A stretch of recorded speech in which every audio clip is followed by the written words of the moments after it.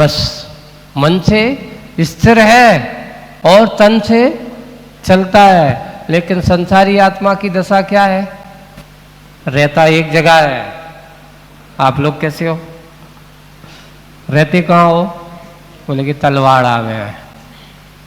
तलवाड़ा में पूरे में रहते हो? अपने घर में।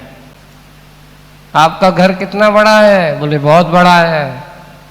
अब उस पूछा जाए कि उसमें भी पूरे में रहते हो? नहीं, उसमें भी अपना एक छोटा सा कमरा है, उसमें रहते हैं, उसमें सोते हैं, रहते हैं। आपकी देखिए समेटने की कितनी स्थिति है, कहाँ तक रहते हो? बोले कि इसकी इन लोगों की दशा क्या है, ये तन से तो स्थिर रहते हैं पर मन से कैसे होते हैं? स्वच्छंद होते हैं। बहुत इनका गृहस्थों का जीवन और साधु का जीवन, गृहस्थ का जीवन क्या होता है, वो तन से तो एक जगह होता है पर मन से घूमता फिरता रहता है। पर साधु कैसा होता है? मन से स्थिर होता है पर तन से उसकी जगह एक जगह टिकना नहीं होता। अगर एक जगह टिक गया तो साधु का मन स्थिर रही, गृहस्थों की तरह उसकी भी मन की प्रवृत्ति हो जाएगी।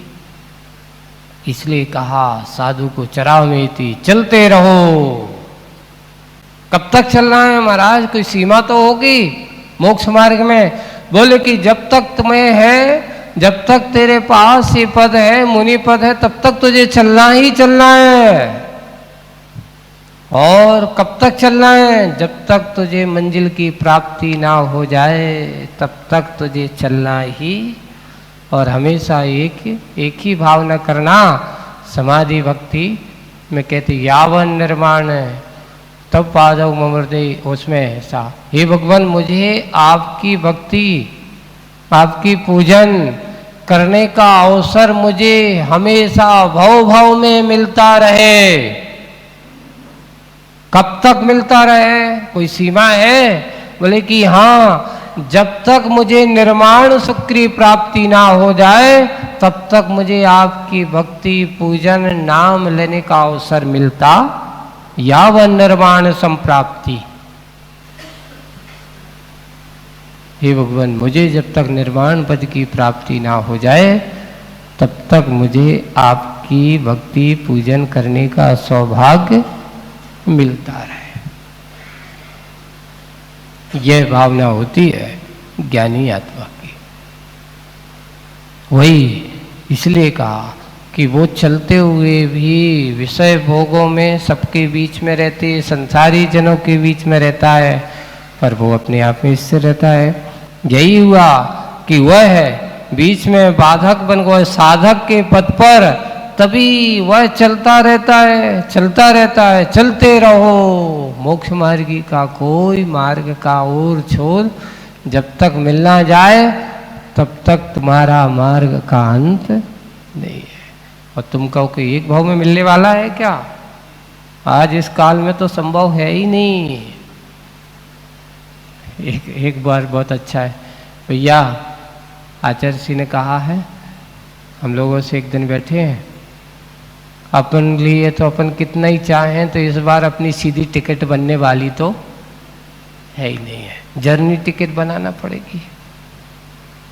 जैसे अपन जाते हैं ना कहीं लंबी यात्रा करते हैं तो लंबी टिकट बनवा लेते हैं, लंबी टिकट बनवा लेते हो, उसमें बीच बीच में ऐसा रहता है कि आप कहाँ कहाँ उतर सकते हो, कितने कितने दिन का स्टॉप बना सकते हो, और ऐसे बना करके आप इस टिकट का कहीं भी किसी भी हर बार लेने की ज़रूरत नहीं है। ऐसे तो बोले कि इस बार तो जर्नी टिकट मिली है भाई अपन को यात्रा का, तो अभी तो इस बार एक स्वर्ग का पड़ाव तो लेना ही पड़ेगा। वहाँ से आएंगे, पुनः हो सकता है अगर विदेश क्षेत्र के अच्छे मनुष्य बन गए इस काल में तो वहाँ से सीधी टिकट बन सकती है। अगर अच्छे मन के साथ, भक्ति के साथ, दृढ़ता के साथ मुनि व्रतों का पालन करके और अच्छे से हमने उसको चरितार्थ किया, केवल ज्ञान प्राप्त करके सीधे कहाँ जा सकते हैं? मोक्ष है। भरत ऐरावत के पंचम काल के जीव सीधे डायरेक्ट मोक्ष नहीं जा सकते, लेकिन विदेश क्षेत्र का आज भी वहां पर सीधी डायरेक्ट टिकट है। अच्छे से पालन करना है तो समझ लेना इस भाव में हमें जर्नी टिकट तो जरूर मिली हुई है। एक स्टॉप लेकर के अगला स्टॉप इस कैस में हो सकता है, पुनः मनुष्य पर्याय में आकर के महामुनि आदि बन करके चाहे तो एक दो भाव ज़्यादा से ज़्यादा अच्छे से अगर तुमने मुनि व्रतों को पालन करती है, श्रावक के व्रतों का अच्छे से पालन किया और उन्हें कहा मुनि व्रत धार करके अगर तुमने महाव्रतों को धारण करके अंतिम संलेखना मरण समाधि मरण करके गया हो तो ज़्यादा से ज़्यादा 7-8 भाव, कितने भाव? 7-8 भाव, और कम से कम 2-3 भाव, इससे ज़्यादा भाव भ्रमण नहीं होता। इतने में उसका कल्याण हो ही जाएगा, अपने आप के लक्ष्य को प्राप्त कर लेगा। इसलिए यहाँ पर सारी बाधाओं को दूर करने के लिए वो अथक बिल्कुल अविरल उठती आ रही हैं, बिल्कुल एक के बाद उसके अंदर हिलोरें, आनंद की हिलोरें चल रही हैं, लहरों पर लहरें। इनकी धुनी जो अंतरंग की लहरें हैं वो बात एक का है। देखिए बाहर के आवाज को कान से सुन सकते हो, बाहर की आवाज को यहां जो सुनाई दे रही है ये आपके कान सुनाई दे देंगे, लेकिन जो अंतरंग की आवाज है वो इन कानों से नहीं सुनी जाती। अंतरंग की आवाज को सम्यक ज्ञान चाहिए,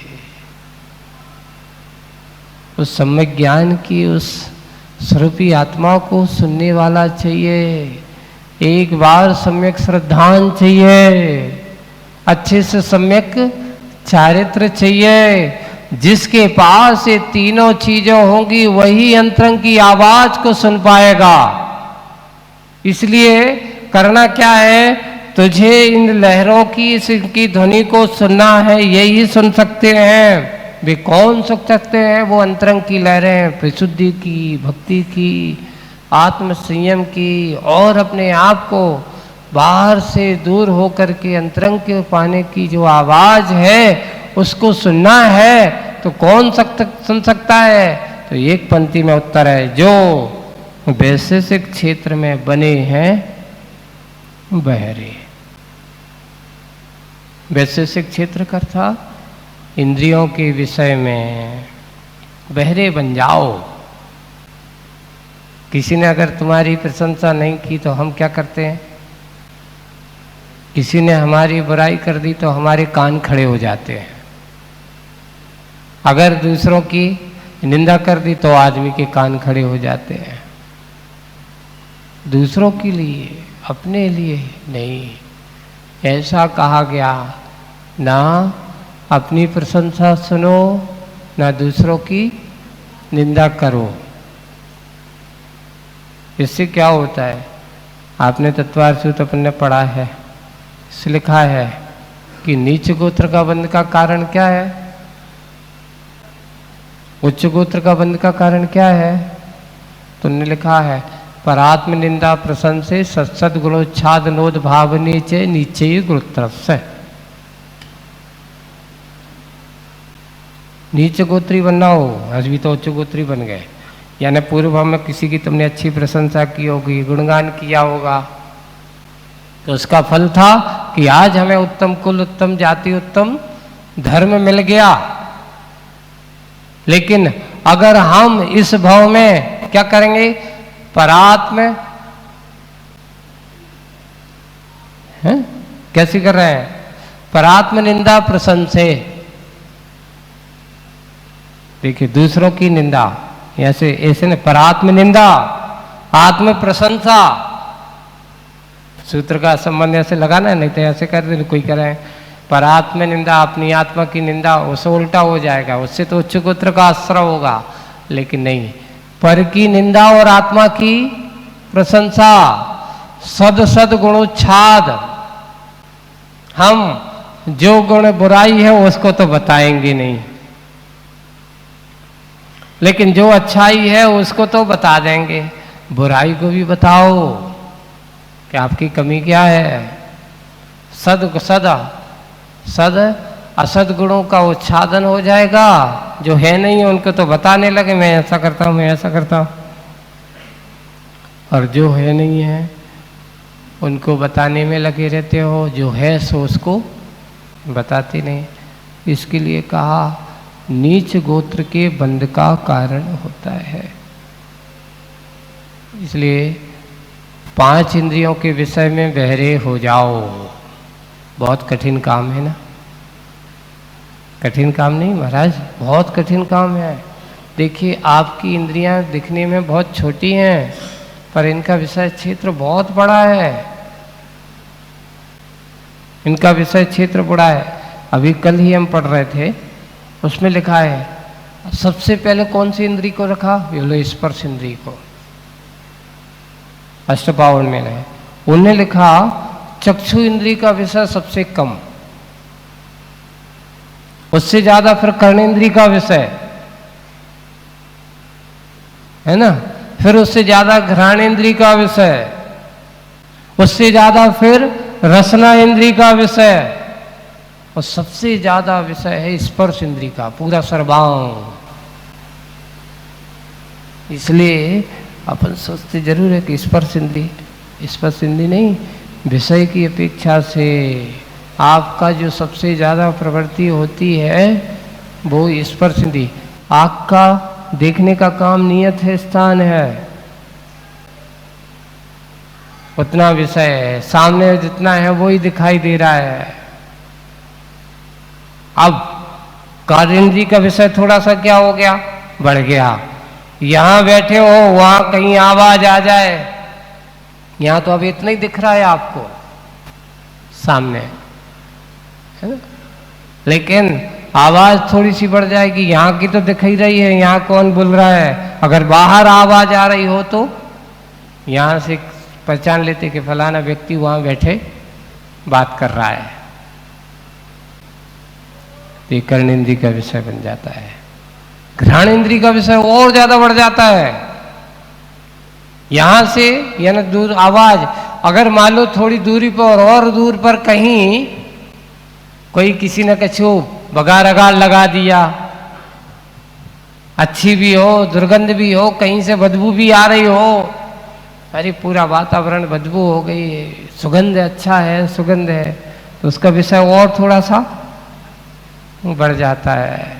अब आप कहोगे महाराज रसना इंद्री का भैया बहुत लंबा विषय होता है।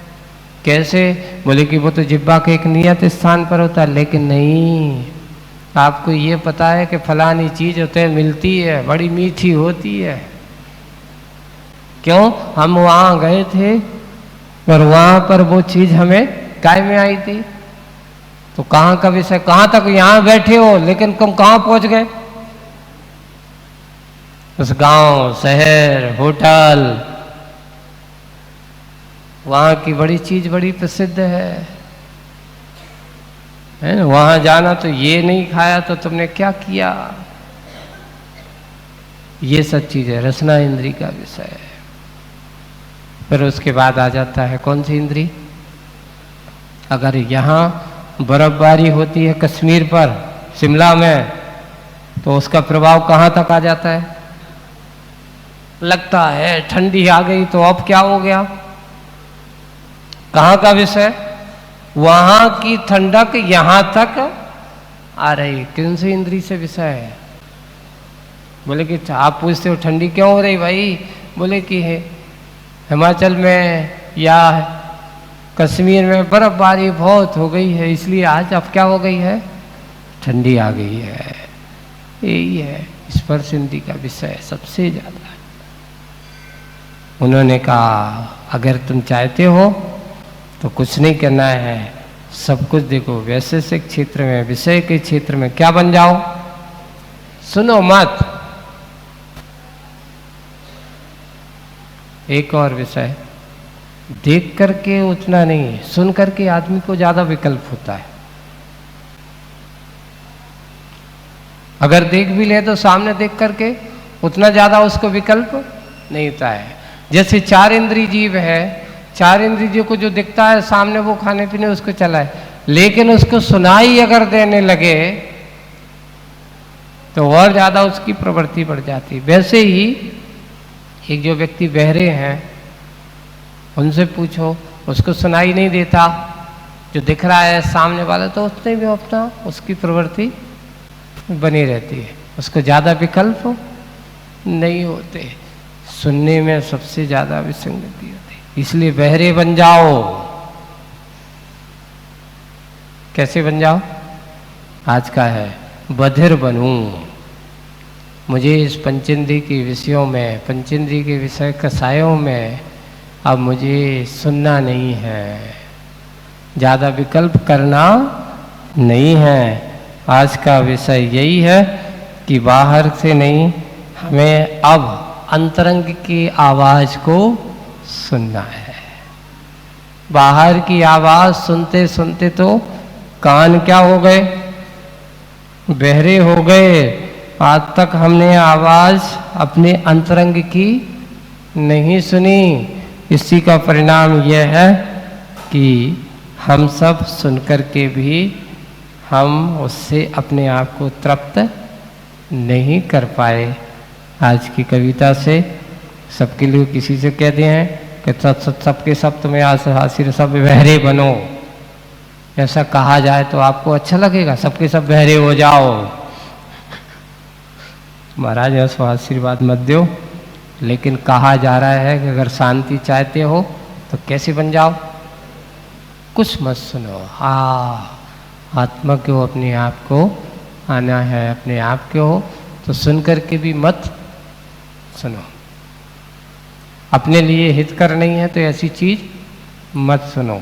जो हमारे लिए आर्तरौद्र का कारण हो ऐसी चीजों को मत सुनो।